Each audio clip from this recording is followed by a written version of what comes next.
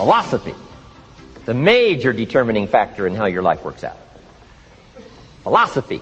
To form our philosophy, you got to think. You got to use your mind.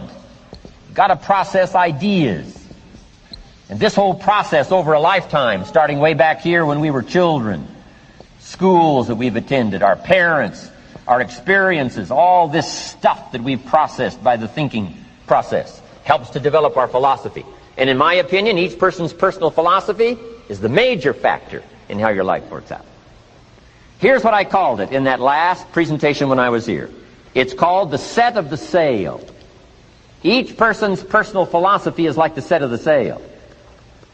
Now, I used to think it was circumstances that ordered my life. If someone would have asked me at age 25, Mr. Rohn, how come you're not doing well? Pennies in your pocket, creditors calling, nothing in the bank, behind on your promises to your family, you live in America, 25 years old, got a beautiful family, every reason to do well, and things are not going that well for you. What is wrong here? It would not have occurred to me to blame my philosophy. I mean, it would not have occurred to me. Saying, well, I got this lousy philosophy, and that's how come I got pennies in my pocket and nothing in the bank, and things aren't working well. That would not have occurred to me. I found it much easier to blame the government. Much easier to blame the tax problem. I used to say taxes are too high. Top tax rate when I first started paying taxes, 91%. Back then, when your income reached a certain level, all your income over that, 91%. So I used to say that's too high. Now the top tax rate's about 33%. But people are still saying what? Taxes are too. See, but you can't use that anymore. If it's gone from 91 to 33, how could it be too high? Come on. I threw all that old excuse stuff away. Some people found it, though, and they're using it these days. My old list. I used to blame the traffic, the weather, used to blame circumstances, right? People say I'm too tall, I'm too short, I'm too old, I was raised in obscurity, raised on a farm, parents of modest means, all the stuff. If you were to ask me, how come you find yourself here, Mr. Rohn, age 25, living in America, land of abundance and opportunity, pennies, zero in the bank, not doing well, creditors calling, it would not have occurred to me to blame my philosophy. I found it easier to blame the company policy. I used to say, if this is all they pay, how do they expect you to do well?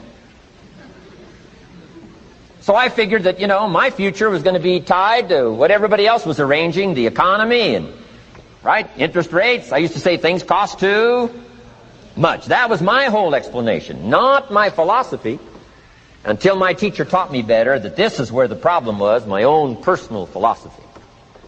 Here's what's exciting about each person's personal philosophy. That's what makes us different than dogs and animals and birds and cats and spiders and alligators. That's what makes us different than all other life forms. The ability to think, the ability to use your mind, the ability to process ideas, and not just operate by instinct. In the winter, I'm telling you, the goose can only fly south. What if south doesn't look too good? Tough luck. It can only fly south. But see, human beings are not like a goose, can only fly south. I mean, you can turn around, go north, you can go east, you can go west, you can order the entire process of your own life. And we do that by the way we think. We do that by exercising our mind. We do that by processing ideas and come up with a better philosophy, a better strategy for our life, goals for the future, okay? Plans to achieve those goals. All this comes from developing our philosophy. Philosophy helps us to process what's available. Well, when we get here, we got seed, and we got soil, and we got some rain, and we've got some what? Sunshine, and we've got some seasons, and what? The miracle of life.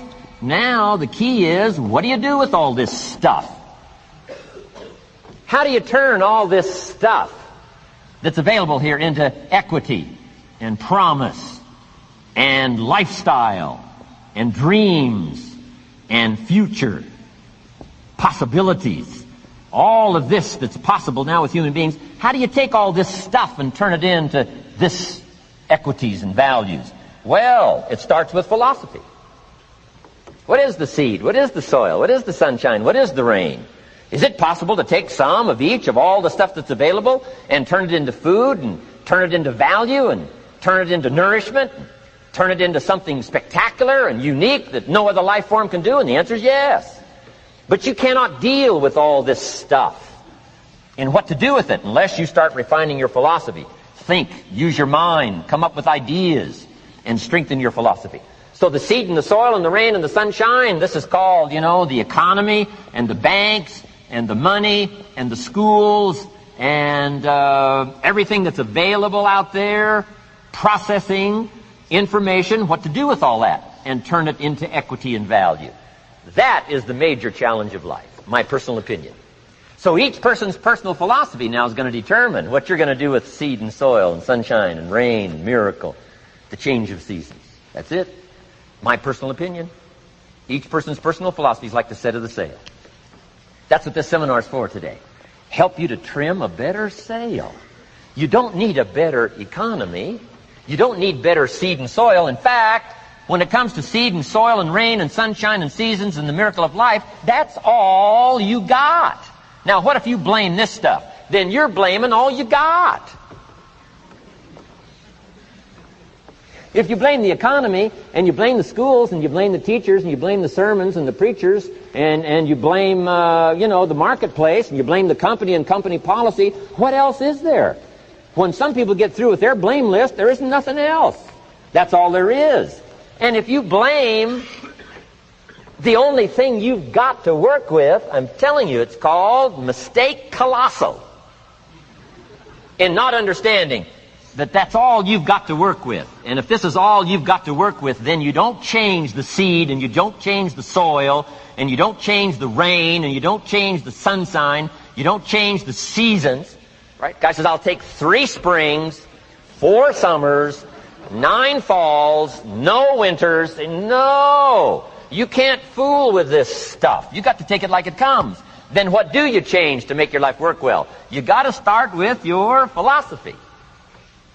Guess what I had to do at age 25 in order to change my own future? I had to change my mind. I had to change my thinking. I had to change my philosophy. I was messed up on what was causing my problem. And once I got that straightened out, that all the stuff I blamed, the government and taxes and the marketplace and the economy and things cost too much, negative relatives, cynical neighbors, once I got rid of that and started going for where the real problem was, which was me, I'm telling you, my life exploded into change. My bank account changed immediately. My income changed immediately. My whole life took on a whole new look and color immediately. And the early results I got from making these philosophical changes tasted so good, I've never stopped the process from that day until this. And I'm telling you, with a little consideration of the refinement of your sail, by setting a better sail, refining your philosophy, your whole life can start to change from today on. You don't have to wait till tomorrow. You don't have to wait till next month. You don't have to wait till spring. You can start this whole process immediately.